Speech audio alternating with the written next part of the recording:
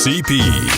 Are you serious? He's gone! 40, 30, Portis all the way! Touchdown Redskins, 64 yards! 26 minutes.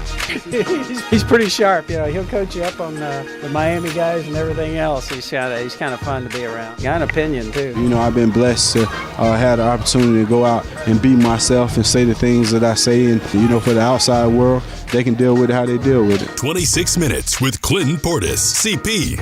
Teach him something. Welcome to 26 Minutes, episode 62.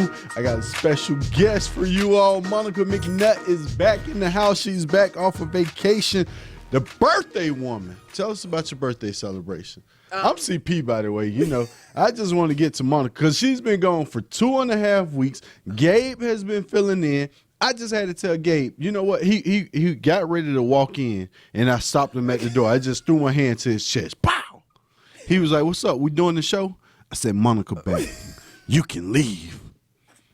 First of all, shout out to Gabe because he was holding it down. I was listening as always, and thank you for. Although you try to say I should have been here working, at least appreciating that I stepped away. I was working the first week. You know what I'm saying? We out here with multiple gigs. It's about to be basketball season. Had some media days, and then I did step off. You know what I'm saying? Get a little vacation in, a little prep for rolling into 30, some rest, relaxation, all that good stuff. And now I'm here. So you got a 10. Where'd you go to Africa? You get on my nerves. I went to Tulum, Mexico. And I went to this amazing spa that I highly recommend called Yan Wellness. I felt like I was on a movie set. You highly recommend it, but who's going to be able to go to Tulum? Okay, don't act like you don't get up and go and put your toes in the sand and put them on Instagram. Like, chill out. It's pretty expensive, Monica. Whatever. Anyway, it was great. I recommend it. It was awesome. And now I'm here. What else was so great about you? Tell us more. What you mean? I legit went to a resort where there was no television, there was limited service. Like, I wanted to be off the grid. I have a lot to reflect on, including this pod. We're up to episode 61 at this point. 62. 62, I'm sorry. You were off for so long, you missed 4 of them. Like, life is good, just entering a new chapter. Like, I wanted to be by the ocean, chilling, and I wanted to check going somewhere by myself off my list. Is that considered the Yucatan Peninsula? I'm literally the worst person when it comes to geography and stuff, so I don't know. Let's change the subject now. All right, well, glad to have you back, but since you've been gone. Since I've been gone. The Redskins have won a game, which I saw you turning flips in Tulum about that win. And short-lived because they turned around and lost in the monsoon, which you weren't a part of. No, it was just sprinkles, but we have to exaggerate on this show to get our listeners to understand what we're dealing with and why the team wasn't as successful as they should have been, because they should have won the game. Outside of the monsoon, they should have won the game. All right. Yes? All right, time to get serious on this show. I'm asking because literally I was on my way, like, leaving church yesterday. Somebody was like, "Oh, we've been to win today." I was like, "You went to church in Tulum?" No, I was here yesterday. I got back in the States on Saturday night. Thank you. Anyway, I was like, "Do you see all of our injuries? Like, there were a lot of things stacked against us, and the 49ers playing good ball." 49ers are playing really good ball, but a lot of the topic is still dominated by former guests that we had on the show, and Dwayne Haskins and Case Keenum. After Case Keenum's performance, and everyone is calling for Haskins, and it's so much being made of Haskins not playing. And Case only had 12 or 13 attempts, and if he's just turning around, handing the ball off, why can't Haskins do that? And I'm still holding stead on, I don't think Haskins should be on the field. And this is the reason why. He's already becoming a problem, and he's not on the field. He's dominating the headlines. Everyone is calling for him. Well, now everyone is questioning and dissecting. Can he read defenses? Do he have a grasp of the offense? It's already a problem, and the man is not even on the field. Agree with you 100%. In fact, why can't Dwayne be on the field? I immediately just flipped the question in my head. Why should he be on the field? For what? I don't know, and I'm not an evaluator of elite football talent. I'm not going to try to wear those shoes. but I don't know how much you evaluate talent when they are not put in a position to be successful. Main point that I've been trying to make for quite some time, because if Dwayne Haskins comes off the field with those same exact stats that Case Keenum had yesterday, they're calling for Tua. Mm-hmm. It's unfair. It's almost a lose-lose, right? Just let him ride it out. Just there's no point to me. But we saw that Haskins was kind of at a point where you could tell he started to get frustrated with the questioning and not playing, and everybody questioning his preparation. And we're even talking about it again, which I really don't feel as if this was our topic of conversation. But since we're addressing it, you could tell it's kind of annoying, especially for a young kid who has access and privy to social media and television. So you constantly hear knocks. You haven't even played, and you constantly hear the negatives about you. And it's like an eagerness to go out and prove that you have it wrong. And you're trying to already correct people that you can't correct, because they need a story. They need something to discuss, and they need something to sell. Therefore, they're having a conversation that you shouldn't really even be concerned about. How hard do you think it is for him to ignore the noise? I will say that when he sat next to you and across from me, I was very impressed with how grounded he is. I can't imagine being in this situation, but if I had to type the kid or the player that would be able to navigate the situation with patience and grace, he would be it. Just because he wasn't necessarily the guy at Ohio State immediately. He had to sit there. So he's been there, done that in terms of waiting his turn. I also think as much as competitive athletes, we're geared to want to get out there and show our stuff. He told us this, he's thinking big picture as opposed to right now. And I do think more damage will be done if he was on the field right now as opposed to esteeming him. Because even if we look at guys like Lamar Jackson, who is on fire right now, there was a stint of his career where he was labeled one thing and he had to really work to shake that label and grow his game, and it was a negative connotation. So I wouldn't want him to start digging into a deficit unnecessarily because he's not in a position to showcase his talents in a positive way. So this is the next thing which I've been considering is Darius Geis, right? Everyone wanted to rush him back. Everyone wanted to see him on the field. You think he was rushed back? I said everyone wanted to rush him back, meaning fans. Everyone was so eager to see him on the field, right? Then he gets his opportunity, and uncontrollable injury happens. It goes on IR, right? Ever since he went on IR, I don't think it's been a headline with Geis since. That's 7 weeks, right? How quickly you go from the answer to the problem. He's not quite the problem, though. He's injured. I understand that, but people are already writing him off. Moving on. You see what I'm saying? People have moved on. Yeah. It's the same situation I'm trying to avoid by putting Haskins on the field. And I agree with you. I think that's wise. That is sports. That is human nature. But you know what we do love? A good comeback story. That's just something that's going to take even more patience to see possibly develop. Speaking of comeback stories, our Performance Player of the Week, presented by Bedgear, the official mattress and pillow partner of the Washington Redskins, will have to go to Matt Ioannidis. Okay. Defense is starting to find its rhythm, and a huge part of that is hearing the name Matt Ioannidis being called. I think he frees up Allen. I think he frees up Payne. I think he's freeing up Kerrigan and Sweat as well.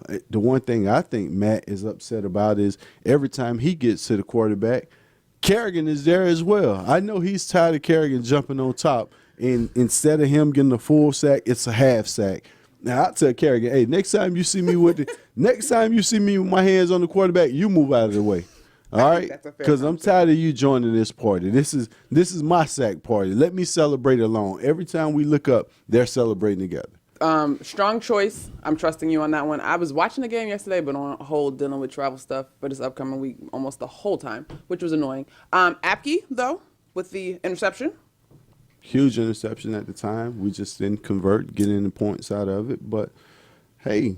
Where are you at, CP? Where are you at if you're in that locker room at this point? Because as much as, and I'm thankful, I was getting texts from a friend, we beat the Dolphins. Okay, great. Whew, I can breathe. But, like, you got one more win than the Dolphins. Well, first off, in Mexico, they play the Redskins game, so you could have watched. I didn't. You hear me? My resort did not have televisions. I did that on purpose. You could have went to the local sports bar. No. Well, right now you need to pay some bills, Okay. and then I'll answer your question.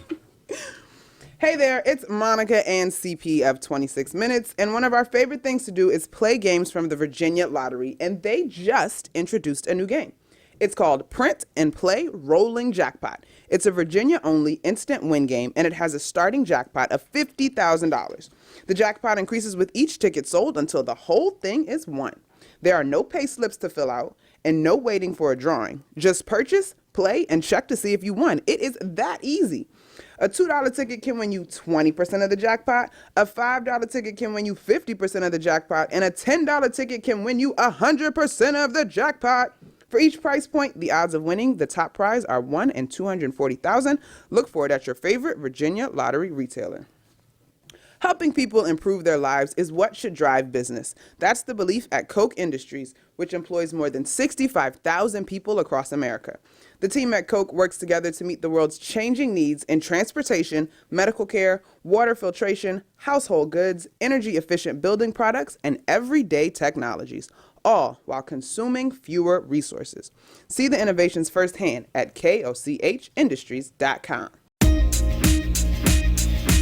I'm so happy that you took these trips to Mexico with you to read, because you pretty much perfected that on vacation. That was a great job. That goes Thank to you. that's just your work ethic. I mean, your This is why work vacation is ethic important. is off the chart. You come back and you're your best self. That's why vacation is important. See, you got that zen, and now you come back, and All that. you're asking me about the locker room. You're in your zen. You're in your moment. We're 1-6, and at this moment for me, at this stage in my life, I would have to say, man, I think I got a concussion. It's like, you didn't even get in the game, CP. You get on my nerves. I know. I was putting my helmet on, and I banged it to the bench. I don't know what happened, but right now my vision is blurry. I need to go on IR, and that lets you know I checked out. But Okay, wait. You're a kid. Okay, jokes aside. Are you serious? dead ass serious. All right, for me, I just think I've been checked out. Now there are no guys on this team that I think has checked out. Okay, that's good clean. to hear. Right? Guys that I think you should kind of start thinking about by week, like, hey, you know, I'm not going to risk losing this guy because he's going to be a part of this next year. Okay. Probably Landon Collins. I would probably seriously consider not risking Landon Collins if we're going nowhere. Terry? Young guy, he has to play. Okay. Even Allen Payne, like, they got to play, you know. But for Josh Norman, because I wouldn't risk injury. So I'm just being real. When you're looking at guys, you're sitting at 1-6. You want guys to come back. You saw Jordan Reed is already on IR. Right. You don't want to risk these guys in something. If something happened, you really can't move on from them. You know, so It's a tough situation all around. But Because what the does locker that even room mean for, like, right now, it's one game at a time. Like, Okay. if you're in this locker room, it's one game at a time. And after the last performance, seeing how the defense played, and it was a 9-0 game, right? You had opportunities to win. Offensively, we just had mistakes at the wrong time, costly mistakes as usual. But when I look in this locker room, I actually think this locker room has grown over the 2 weeks of Callahan because they're sustaining an identity. The identity is we're going to run the ball and we're going to be tough on defense, right? Yeah. That's the identity. Okay. So over 2 weeks, what did they give up to 16-9? You gave up 25 points. Whereas the first 5 games of the season, you were getting torched defensively. So would you then be okay, because I heard you this morning on the radio, fantastic hit, by the way. I think offensively we've averaged like 6 points over the last 5 games or whatever it is. Would you be okay if the identity becomes that the defense kind of flourishes to what we thought it might have been in the offseason, and offensively it's just still meh, but you can see marked growth defensively by the end of the season? Well, I would be excited. I would be happy for Greg Minuski because that would say in these 2 weeks you've seen a change in defensive philosophy that for whatever reason in the first 5 weeks we didn't have. I think the defense has been much more aggressive, even going back to the New England game where they had 5 sacks on Tom Brady. So maybe it's Ioannidis elevated play. I think the D-line has elevated their play. I'm looking for Payne to join the party, right?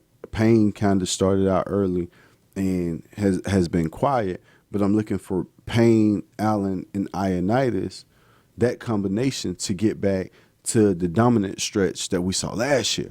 And if we could get back to that, then on the backside, I think Dunbar has been balling. Yeah. So you found a positive in Dunbar. I think when you look at the young corners with Jimmy and these guys getting the opportunity, although it was a wet game, I think they're starting to grow. Okay. You see what I'm saying? So offensively, before the season started, you don't have Trent Williams, you don't have Jordan Reed, and you're missing Alex Smith. Those are 3 crucial pieces to your offense. For sure. All 3 missing. So you're already starting off missing your top 3 players.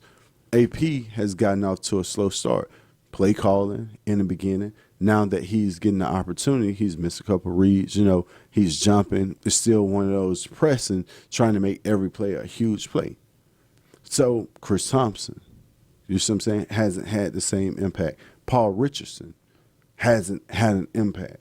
So you're winning with guys that you didn't even expect to win with, and that's Terry McLaurin. No one knew he would be this good this soon. Trey Quinn, huge catches yesterday, right? So he started.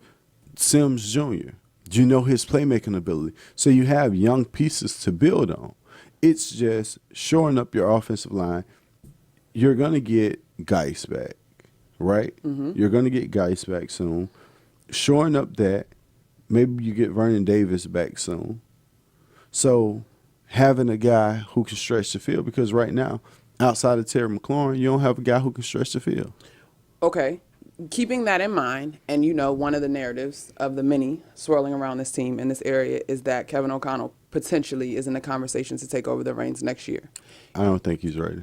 Okay, that's part 1. But 2, considering everything you just mentioned, there are offensive pieces there probably have not been used the best to this point, but also we're not talking about a mega stallion of resources. What would you want to see from Kevin O'Connell on the offensive side to say, okay, he has a future, he has potential to take the reins or even to stay here and help grow this offense and move it forward?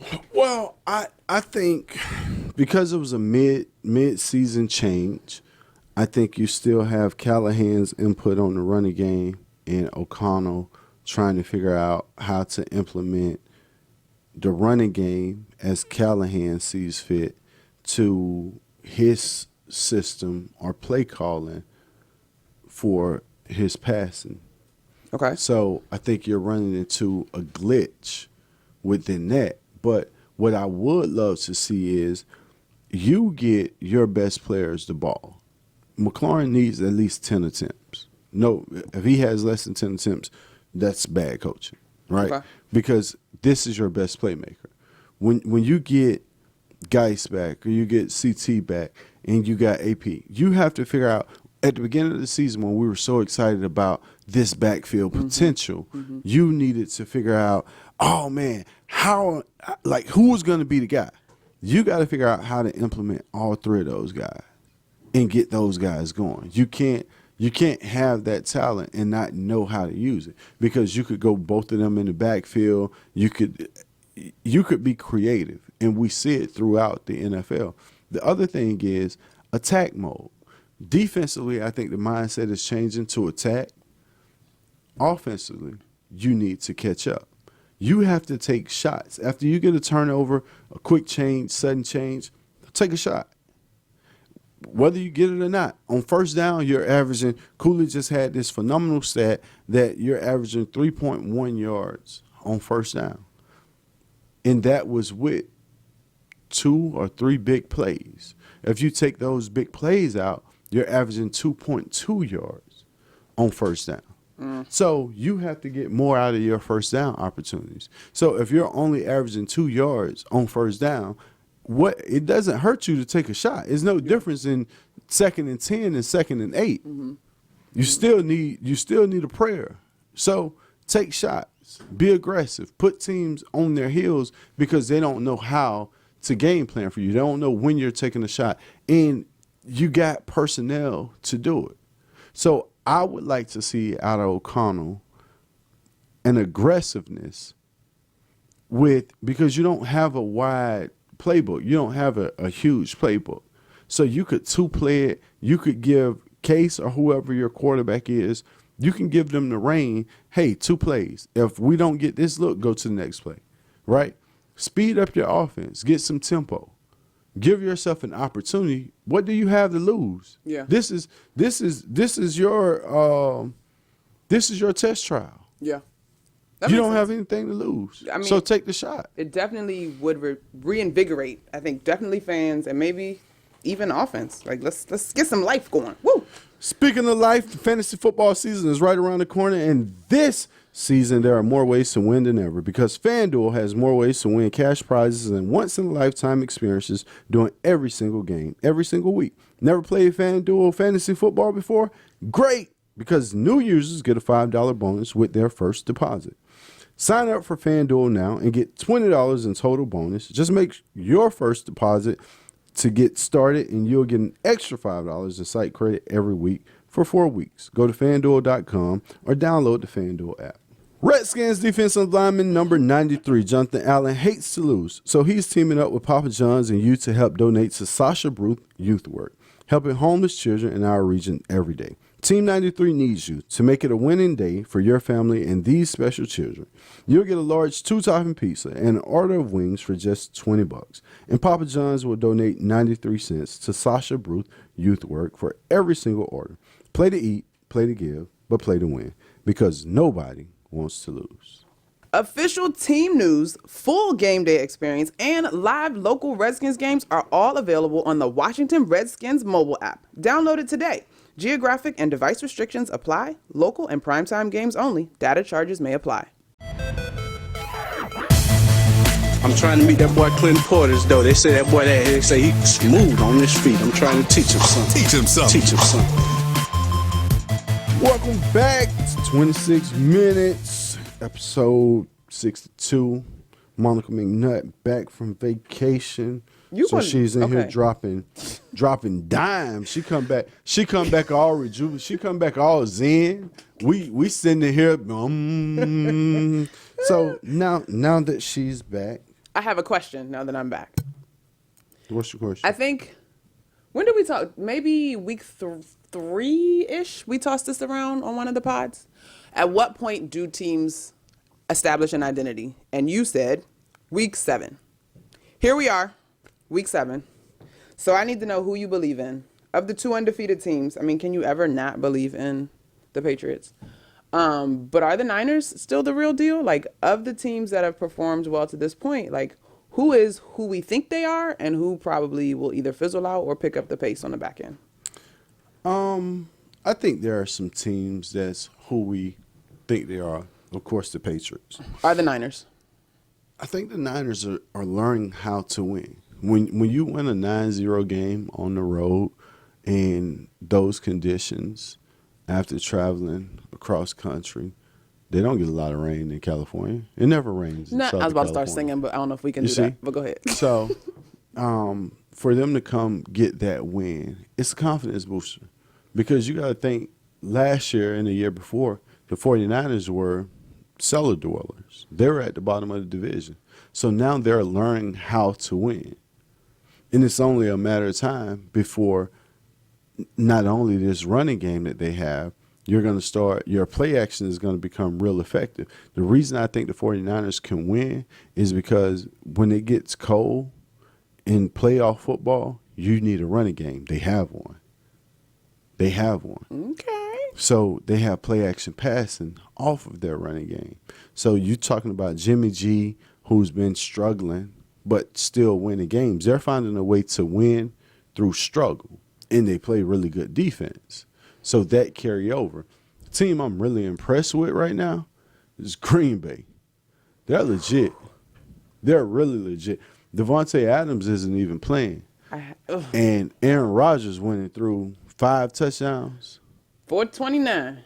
5 touchdowns and 429. And a rushing touchdown. So You better giddy up, Aaron Rodgers. with that being said, the Packers defense, I look at Preston Smith last year. Okay. Preston Smith, who was in this building, and we allowed him to move on, is having a phenomenal year defensively.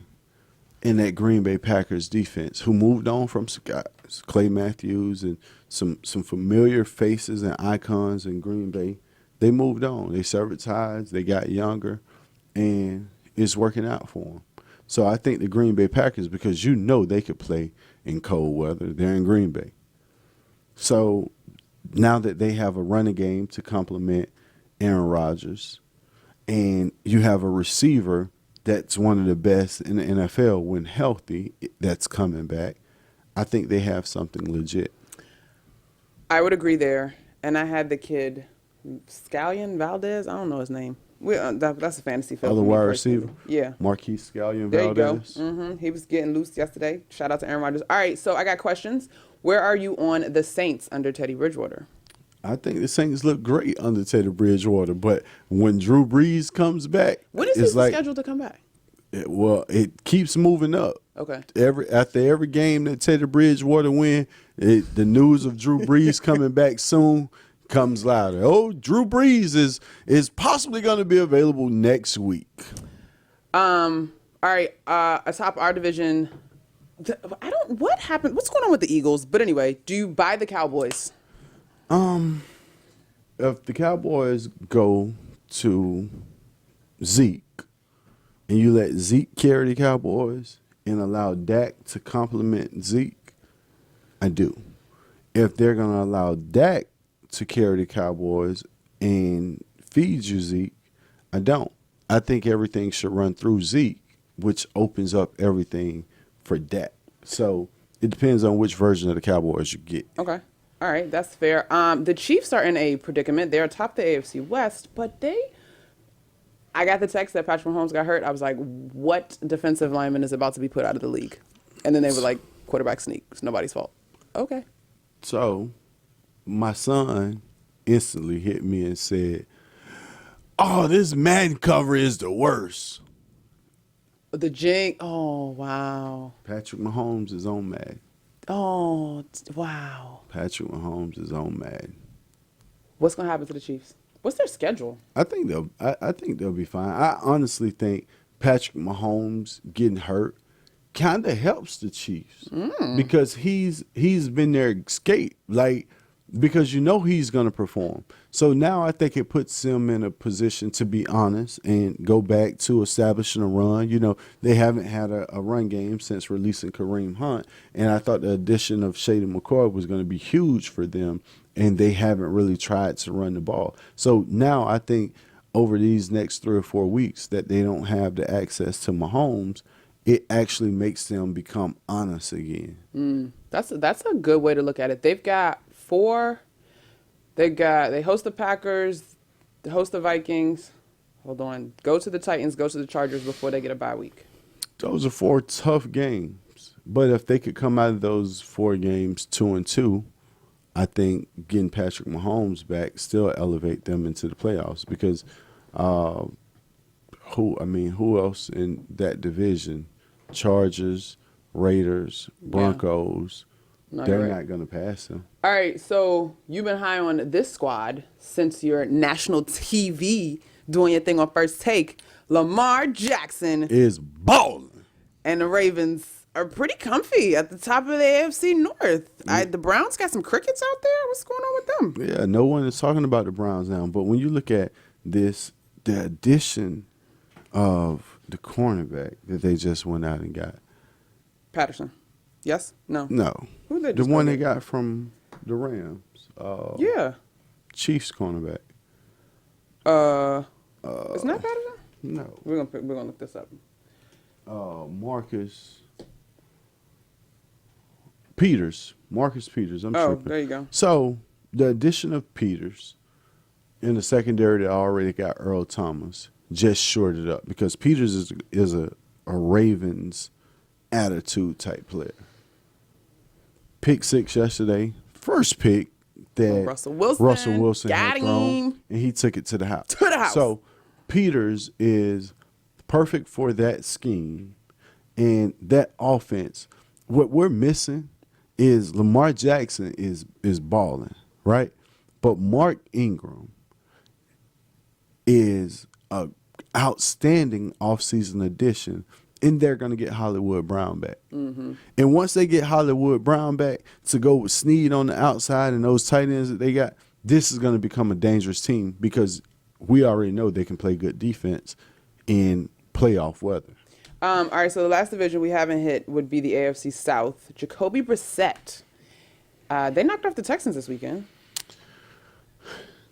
The Colts are really good. And the Texans were on a run. Deshaun Watson had MVP conversation, is to be mentioned in the MVP conversation. But Jacoby Brissett is running that team smooth. They're under the radar. Not a lot of people give them credit. And they're figuring out a way to win games. You know, it's not coming off 400, 500 yards passing, but they're playing team football, which makes them dangerous. And they play indoors. Do you like the Colts down the stretch? I do. The Colts looked good last year. Yeah. Right? Yeah. And so this would be that year that their experience. All right, week 7, our halfway, sort of kind of half and a halfway asterisk mark through the season, Super Bowl prediction based on what you've seen. Patriots in the AFC. Okay? Patriots in the AFC. And if I had to pick a team from the NFC, which is really tough for me to pick right now because I want to give Bridgewater his That's what I thought you were credit. about to go. Okay. I got to go to Green Bay. I respect that. I got to go. Although Matt LaFleur is a first-year coach, I got to go Green Bay, New England at the midway point. And it goes to? New England. Coaching would play a major difference. Is AB going back to New England if he gets cleared? I hope he does. You know what? I would love to see AB in New Orleans or Green Bay. I feel like a new head coach in LaFleur can't deal with that. And I feel like Sean Payton's just good. I feel like he don't want a bunch of nonsense around him. I feel like episode 63, I give you the answer. That's it for 26 minutes. Monica McNutt, CP, peace out. Stay tuned for an update from the park with Larry Michael. Are uninvited pests ruining your plans? Let PMSI, the pest control partner of the Washington Redskins, handle it for you. Call today for your free inspection, and they'll work around your schedule to provide you the best solution possible to defend your home territory against pests of all kinds, including mold. Visit mypmsi.com for the game plan to control the pests on your home turf. That's mypmsi.com. At Coke, our 67,000 U.S. employees make things that make your game days better, like fertilizer for greener turf and stronger paper products for tailgating. Viewing the game from your couch? Coke also makes the electronic components in TVs and smart devices so you can watch your Redskins victory anywhere. Coke, We make that. See it all at KOCHmakesthat.com. That's CokeMakesThat.com. Locally owned Novec has competitive rates and some of the highest customer satisfaction ratings among electric utilities in Virginia. Novec members are receiving more than $4 million in cashback credits in December, and they enjoy the most reliable power in the region. Novec is growing its renewable energy supply, including more solar. Novec, power you can trust. Time to tailgate. We have my Honda CR-V with class-leading cargo space, so I can bring the grill. Cousin Bobby's Honda Pilot with seating for 8, and my brother's Honda Ridgeline loaded with fun features like in-bed speakers and an in-bed trunk. Nothing left to do now but sit back and wait for kickoff. Who wants a hot dog? Get more this season with a great deal on a new Honda, perfect for tailgating. See your local Honda dealer today. Hi, it's Larry Michael with the Redskins Park update. The team off to Minnesota on Wednesday afternoon. Kickoff on Thursday, 8:20 in Minneapolis. The Redskins and the 5-2 Minnesota Vikings. The 27th meeting between these two teams. The all-time series, which started back in 1969, is deadlocked at 13 wins apiece. Minnesota's offense, obviously led by Dalvin Cook, the running back, leading the league in rushing and in yards from scrimmage. Kirk Cousins, a 114.5 quarterback rating, top in the NFL through 7 games. Vikings defense pretty stiff. The Redskins looking to run the ball as the return of Adrian Peterson to Minnesota will take center stage. That's today's Redskins Park update.